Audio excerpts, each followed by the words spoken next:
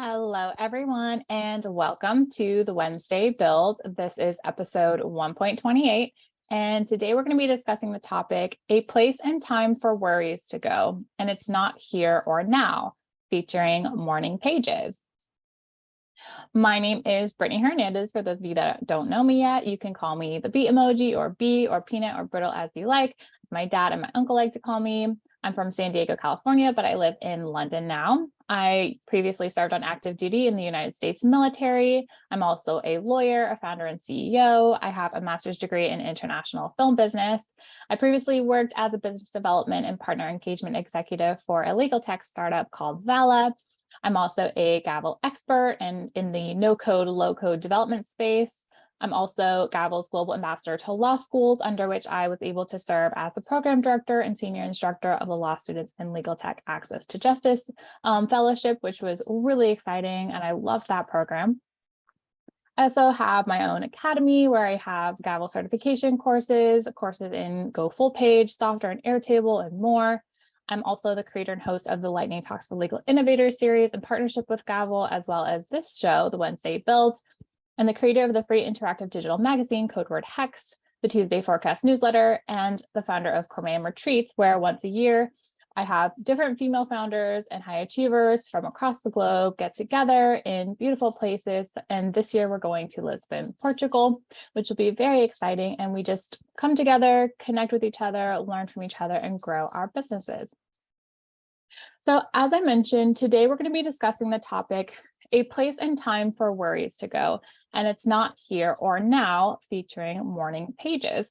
So the reason why I wanted to talk about this is I was recently reading The Artist's Way. I haven't finished it yet. It's quite long. On Audible, it's 10 hours. So I got about 3 hours in so far, and I've been implementing the different practices.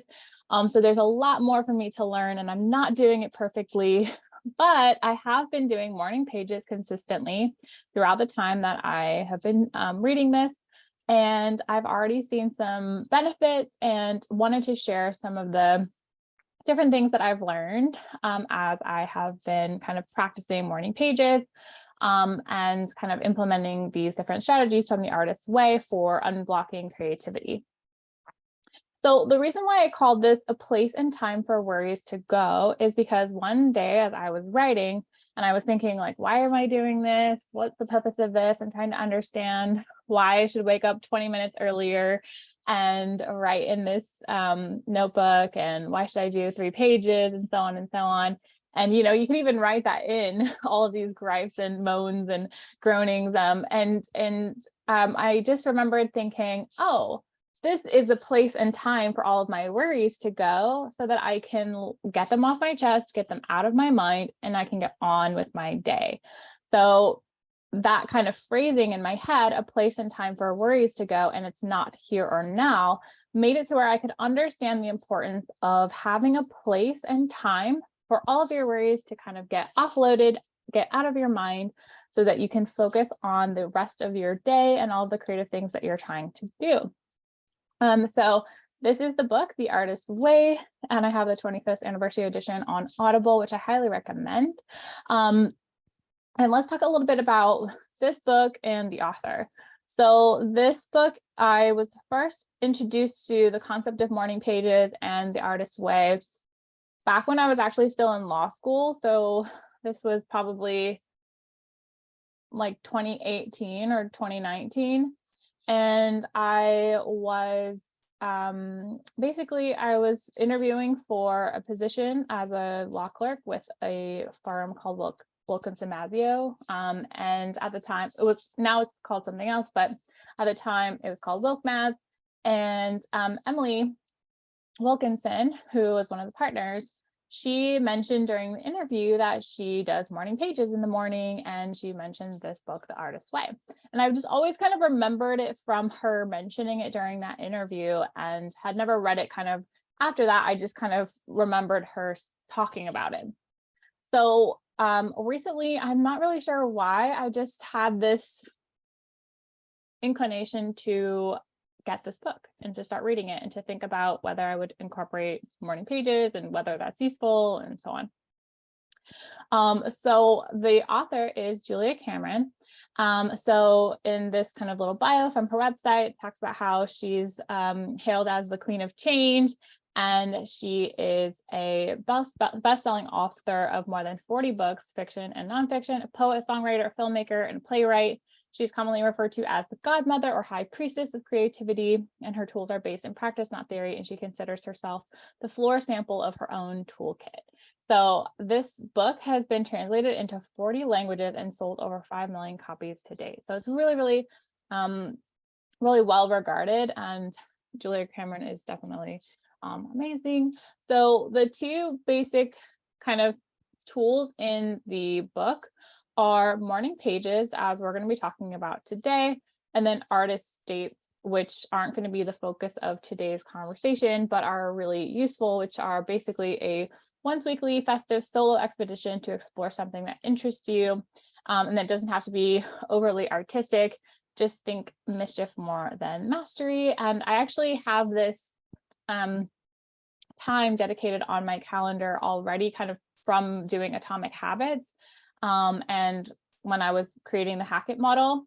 But I haven't been implementing it as much lately, just because I've been focusing a lot on revamping the courses. So I've been spending too much time, I think, at home, which can be counterproductive of the whole point of stimulating creativity by doing something fun and mischievous and kind of out of your home and environment so that you can stimulate different ideas.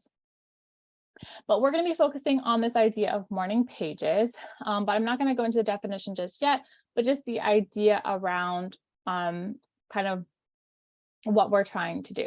So the whole idea of morning pages is that you write 3 pages of longhand stream of consciousness writing that you do first thing in the morning. So she kind of goes into how there's really no wrong way to do this. It's just that it's not really like you're writing a poem or you're trying to write a novel or whatever else. It's just about whatever crosses your mind, and they're only for you, and you're not really meant to like share them with other people or to read back over them. It's just to kind of like get everything. It's just a dump of whatever's on your mind for stream of consciousness that you do first thing in the morning, and you do 3 pages writing it by hand.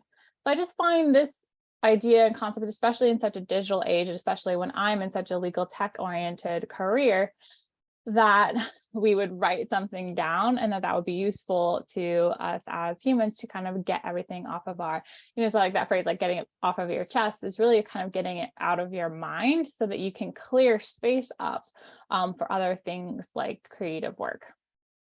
So I thought it might be useful to kind of go into this idea a little bit more about cognitive load, to offload cognitive load so that you can increase space for creativity. So this is by ramsync.com, simple processes to slash cognitive load and increase creativity. And I just think that they had some interesting ideas around like this concept generally. And they just talk about like setting up the problem, which is that modern lives are stressful and that we live in this constant press of digital distractions, and it's called the attention economy. Like we have all of these different pieces of social media. We even have a new social media site called Threads now from Instagram. And so it just feels like our attention is just being split over and over and over and over again, and it's being monetized by companies, and the amount of time we spend on a particular website is tracked and analyzed and optimized and everything else. So our attention is limited though, and our mental stamina is finite. Along with external distractions, we have internal distractions on the mind to consider as well, and this is kind of where the morning pages comes in, and why we would want to offload those internal distractions. Things like, did I forget to turn off the stove? Did I remember to kiss my husband goodbye today? Did I remember to take out the trash? Did I, I said something mean to my mom the other day, or maybe people won't like what I'm wearing, or like whatever is on your mind. It's causing a lot of clutter to happen in your brain, and it's causing a lot of drain. And it's taking away your ability to focus on your creative work. So they talk about how to close some of these draining mental tabs. They look at two different factors, physical and mental. So according to our understanding of the mind, too many competing thoughts, including switching between numerous thoughts or worries, is detrimental to both productivity and creativity. And they go into the fact that there's many different theories that exist to explain the limitations of what's called working memory, including cognitive load theory, information overload, and the mental switching costs or multitasking. So this is one of the things they talk about later, is around the idea of writing as a way of helping the brain learn and practice focusing on one thought at a time, which I think is, yeah, this is here. So writing your thoughts down is a key tool in persuading your brain to focus on one thought at a time. So I think that's one of the benefits of morning pages as well. So they go on to say that the solution to these different physical, mental drains is deceptively simple. Reduce stresses and clear your mind by writing your thoughts, ideas, tasks, and even your emotions. So one of the things I like about the method of doing this, though, in the artist's way with morning pages, is the fact that it's stream of consciousness. So this can be disjointed.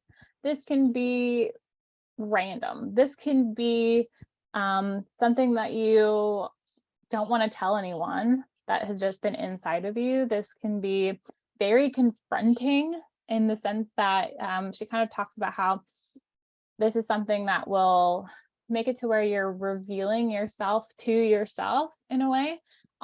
There's a good video on morning pages. Let me just go forward a little bit. But yours may start out differently. But what you do is you write down that just sort of move through your consciousness, and you're becoming acquainted with all the dark corners of your psyche. So you're becoming acquainted with all the dark corners of your psyche. And so I love that terminology and the way that she's phrasing this, which is that we're basically writing down all of our stream of consciousness of whatever comes to mind unfiltered. So that can be really useful in just dredging up all of the different parts of you that are kind of lingering and actually causing that mental drain and load to block your creativity. So the more that we can get down on the page, the more space we can create inside of our minds and inside of ourselves to have more lightness, more energy, and more ability to hear or see the different ideas and thoughts that can come to us. So sometimes people who have done a lot of New Age work say, "Oh, Julia, I don't want to do morning pages. They're too negative." Right. And I say, no, think of it in Jungian terms, that you are meeting your shadow and taking it out for a cup of coffee. So you're just saying that you want to approach this not as it being something negative, learning about yourself, but actually it's more of meeting yourself, the darkest parts of you in your shadow, and taking it out for a coffee. So I just love that idea. And I haven't really found so far, because I've only done it, 13 times. So I haven't done this for 20 years as some other people have, where you're really going deep and pulling everything out, because you have to write 3 pages a day, which is quite a lot of content actually. So, and you're doing it longhand. So when you're sitting there trying to figure out what to write or allowing thoughts to come, it's going to be really interesting to see in 10 years from now, when I'm still doing this, to see what I'm saying at that point rather than what I'm saying necessarily at this point. And I even feel like I could do more than 3 pages on some days, and some days I'm really like stretching to figure out what to say. But as I mentioned, so this solution is that it can help reduce stress and clear your mind.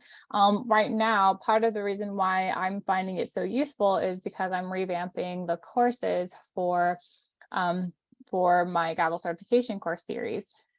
And I'm currently on the silver one. So I've done basics already. I'm working on silver, then I need to do gold and then work on the test.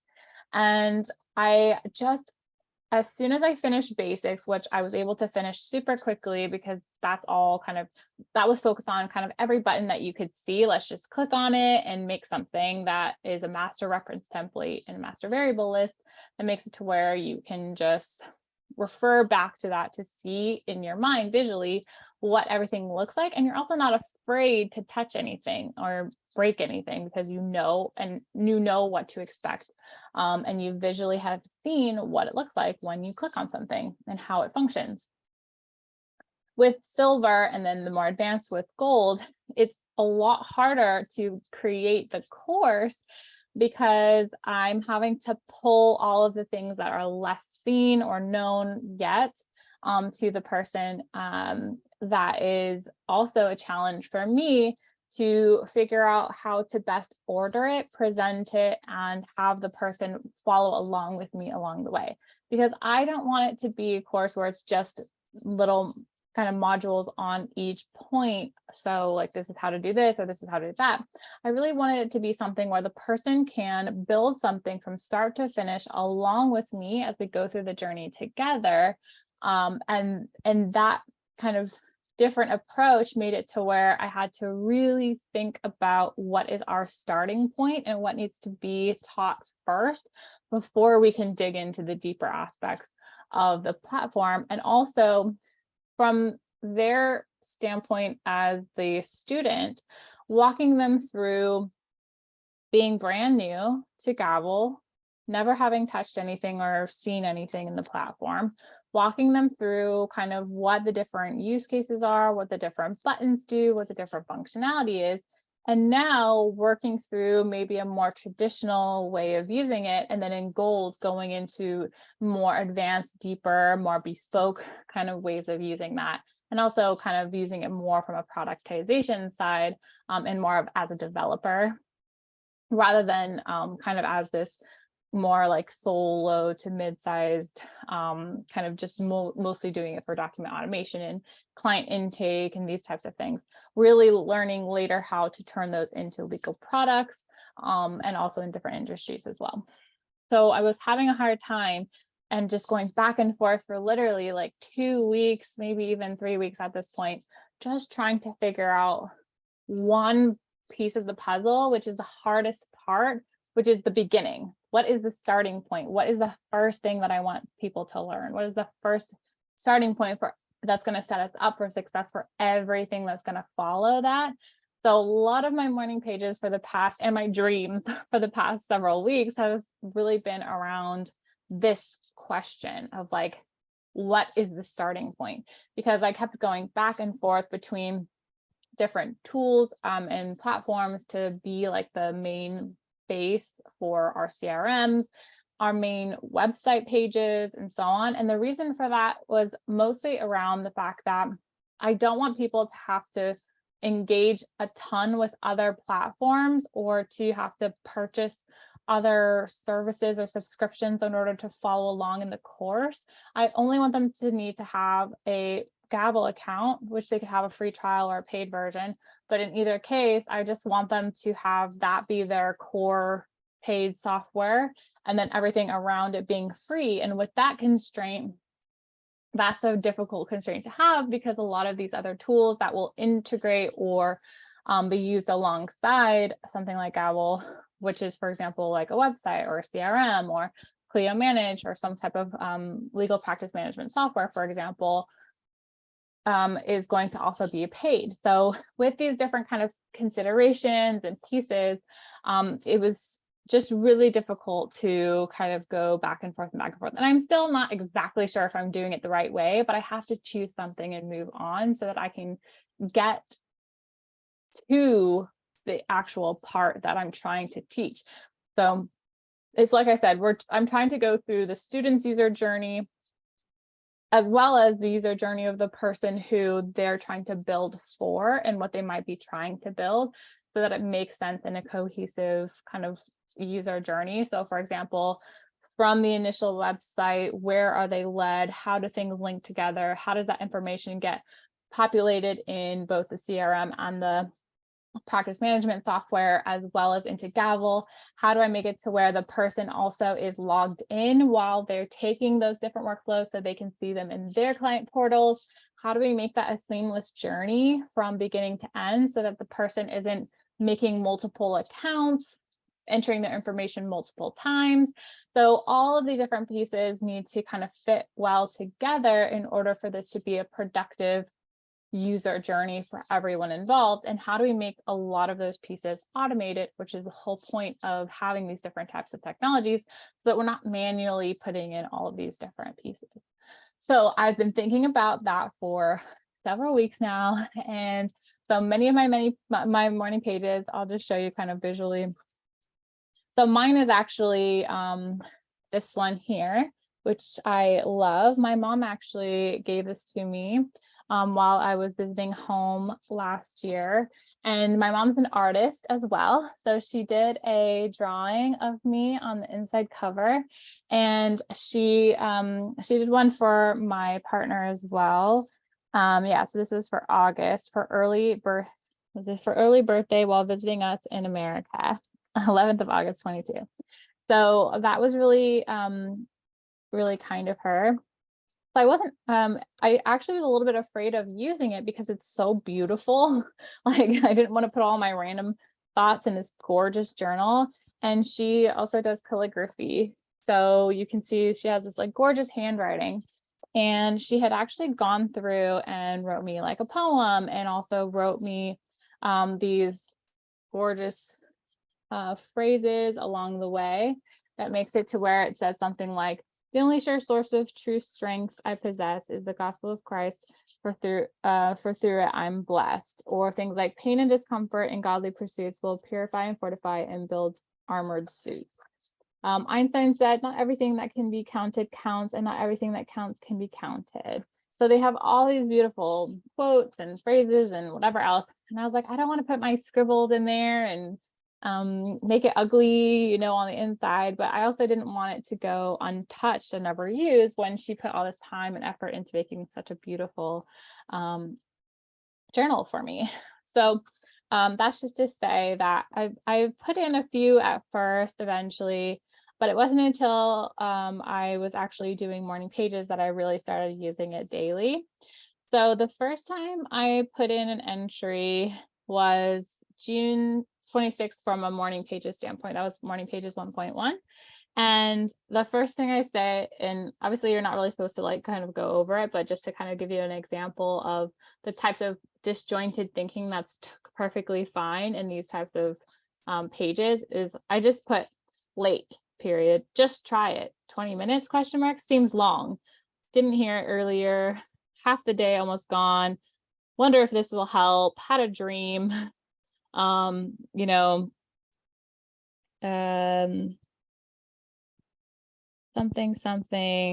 about Jerry Seinfeld. I mean, it gets confusing. I accidentally like skipped 2 pages. What else do we have here? I can't even read some of this. Something about, oh, my foot was hurting. I was just saying like my foot hurts a lot. I need to go to the doctor. Something like, maybe I'll read that book, The Artist's Way.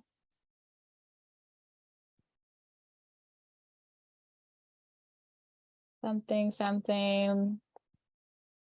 Yeah, I mean, it doesn't even matter. I can't even really read some of my writing because it's at 5:30 in the morning and I'm just scribbling. I kind of go into at one point about people like, I say like, I don't like writing in journals because I don't like the idea that somebody might ever find it. And this idea that people, that, because like, for example, around genealogy, my mom is big into genealogy. And so I always kind of hear these stories of like, oh, we found your great grandma's journal and she wrote about this experience that she had and blah, blah, blah. So I always kind of felt like someone in like in the future is going to read my journal and they're going to be like my great grandkid. And the kinds of things I'm writing about and talking about when I am 33 years old right now in my journal, I don't really want anyone to read. So I kind of was saying in here that that it's hard to write about like what you really feel and what you really think, because it's like you're almost writing like for someone else to read in the future about you. And then that makes it to where it's not really like a place for private thoughts. If they really wanted to know like who you are, like that's not the way to know them, because that's going to be like their deepest, darkest thoughts, or like their biggest whinings, as Julia Cameron was saying in the video about how you're meeting like your darker self. So it's not really the version of you that other people would see. And I remember like kind of a while back in my journal, I kind of said something like, if you're reading this right now, like go away, stop reading now. And just because this idea of like, this is for me.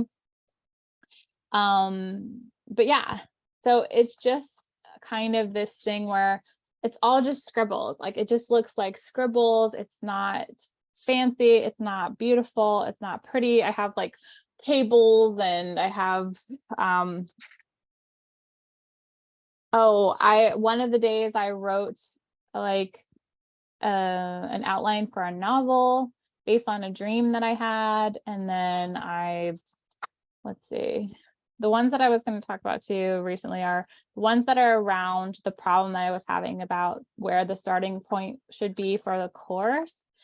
And that really looks a lot like this, where I'm actually like writing out what I'm trying to do, because that's all I'm thinking about for the past couple of weeks is, where is the starting point? Which tool should I start with? And I know it's of course about Gavel, but I want to have it be consistent with like where would someone start when they meet you? Where would they go first? How do you incorporate the tool into your ecosystem? These kinds of things. So I really wanted to start with like the person's website or some type of lead generation tool or whatever else. And so the idea is like, what would they be using for their website? Where would that information go if they were trying to book a time or to reach out and connect? These types of questions. So these are all tough questions to answer when there are so many different tools out there. They're all at different pricing points. You have to consider how they link together. And I just kept going back and forth in my head of like, well, what are the advantages of doing it with this tool? What are the advantages of doing this tool? What are the advantages of doing that tool? And then I one morning did like a kind of pros and cons list of the differences between like a Clio Grow and a HubSpot, for example. So Clio Grow is the kind of CRM tool built by Clio, which is to kind of go along with Clio Manage. And then HubSpot is a CRM that's often used by other companies, a lot of like enterprise companies as well. But they have a really good free CRM that has a lot of functionality, even though it's free.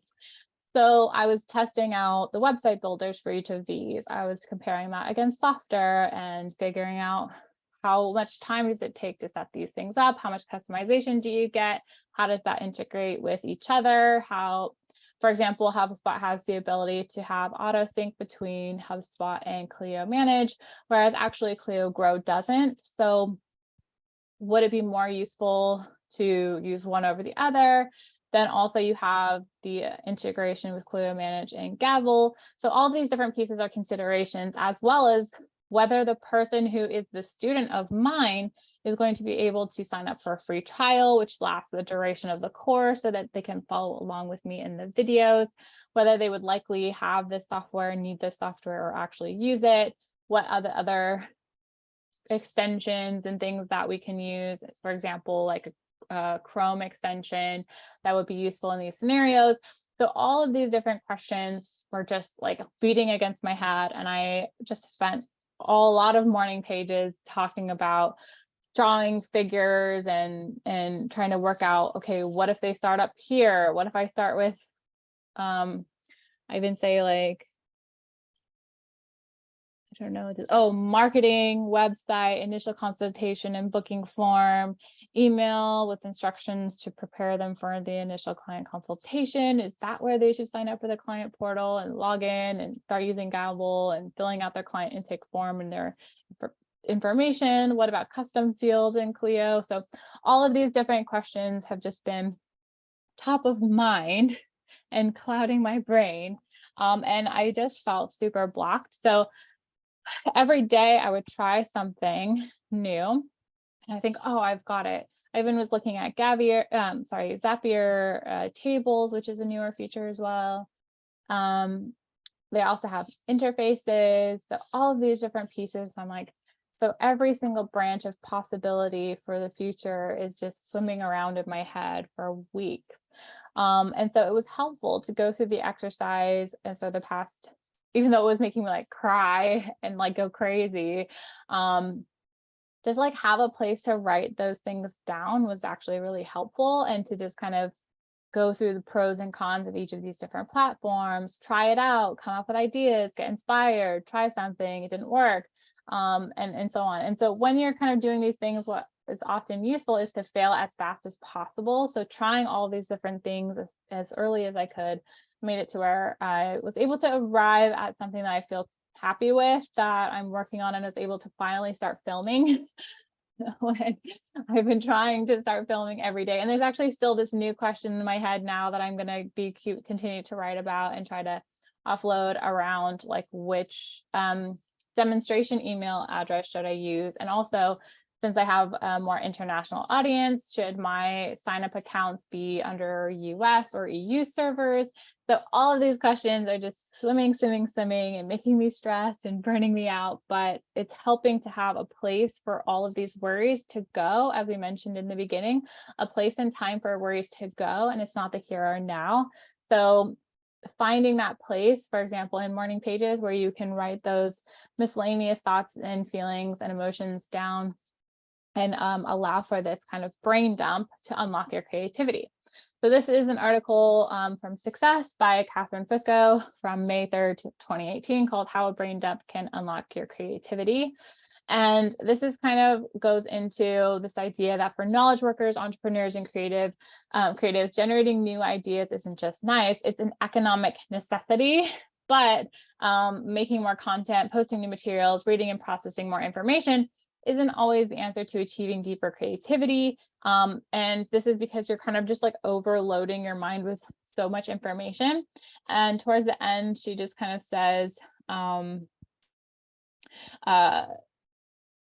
she kind of goes into like writing your notes down in a brain dump in a notebook is similar and very much like kind of the same thing as morning pages. So she gives you some advice around, if possible, do your most creative work first thing in the day. So in the morning or before other information starts to creep in and cluttering your attention, as we talked about attention, the attention economy these days. Second, you might want to write down a brain dump in a notebook, letting all that's on your mind flow freely onto the page. At the end of your dump, write a note to yourself about the main focus for your day. Take a deep breath in and out and say, this is my creative task for the day.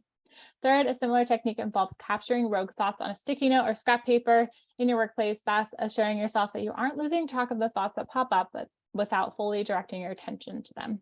Finally, once you do clear your head, don't rush to fill it back up with junk. Try to stay off social media and news sites while doing your creative work. Remind yourself that sometimes having more ideas means taking in less information. So this idea around sticky notes is also a big one of mine as well. So I've got a sticky note here, sticky note here. Hosting, add to all courses, custom URL and SSO, Mailgun, like when to do these things, Gavel for routing, and Stripe payments before booking page.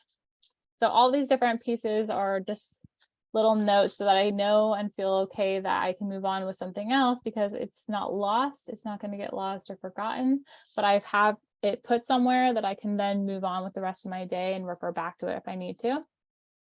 So I feel like that's a really good piece of advice as well. This was the video that I was showing you before. So let me move that one over here.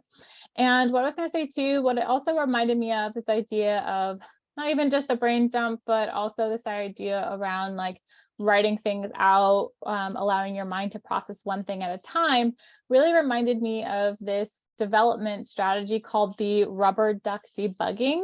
So debugging software with a rubber ducky. So this idea is that a method that is as follows. This is kind of like a funny, cheeky thing. So it says the duck debugging method is as follows. Big buyers will buy, fabricate, or otherwise obtain a rubber duck, the bathtub variety. Place a rubber duck on a desk and inform it you are just going to go over some code with it if that's all right. Explain to the duck what your code is supposed to do, and then go into detail and explain your code line by line. At some point, you will tell the duck what you're doing next, and then realize that that is not in fact what you're actually doing. The duck will sit there serenely, happy in the knowledge that it has helped you along your way. In a pinch, a coworker might be able to substitute for the duck. However, it is often preferable to confide mistakes to the duck instead of your coworker. So this is, I just love this because it's just the idea that you have this inanimate object that is just serving as someone who is sitting in a place that's non-judgmental, not going to interrupt you or interrupt your stream of thought, Make it to where you are articulating your problem step by step. That makes it to where you can focus on all of the different aspects of the problem. And so this is a similar kind of exercise in having a place for your mistakes to go, similar to having a place for your worries to go, and your kind of dark secrets and all the different things that are kind of holding you back and blocking you from being fully creative. And so this idea of this rubber duck debugging, I think, kind of goes hand in hand with this idea of writing 3 pages a day in the morning before with just a stream of consciousness. With this one, it's a slightly different process. Obviously, you're trying to specifically work out a code, but that's kind of what I was doing when I was writing my morning pages and trying to figure out this very specific problem with my course, trying to figure out the starting point, the starting platform, what's going to be the easiest for the people who I'm trying to teach and they're trying to follow along with me. How can I kind of encourage them throughout this process and hold their hand, but also make it to where it engages all of the different things that I'm trying to teach them. So I think that this is a fun one to remember as well. So that's actually all for this video. I'm going to keep it pretty short today in the sense that normally I go for an hour, but I'm just going to stop here for now. If you have any questions, I'm going to give you my contact information in a moment. You can always reach out to me. I'm always happy to connect with everyone. I hope this is an interesting topic. I found this kind of interesting as well, diving back into my pages, and as I mentioned, you're not really supposed to like share it or like read them back. Not that I can, because my handwriting is not so good in here, but the idea being that I thought it might be useful to share a couple of things. I even say in one of them, I say like blah blah blah, just like written out blah blah blah. And I think the reason why I think that's useful is to say that like it's okay if you don't know what to say. It's just the exercise of having a place for your thoughts and your worries to go, where nobody will really be judging it. It's just a piece of paper, and it also helps to train your mind to focus one thought at a time. So a couple of announcements.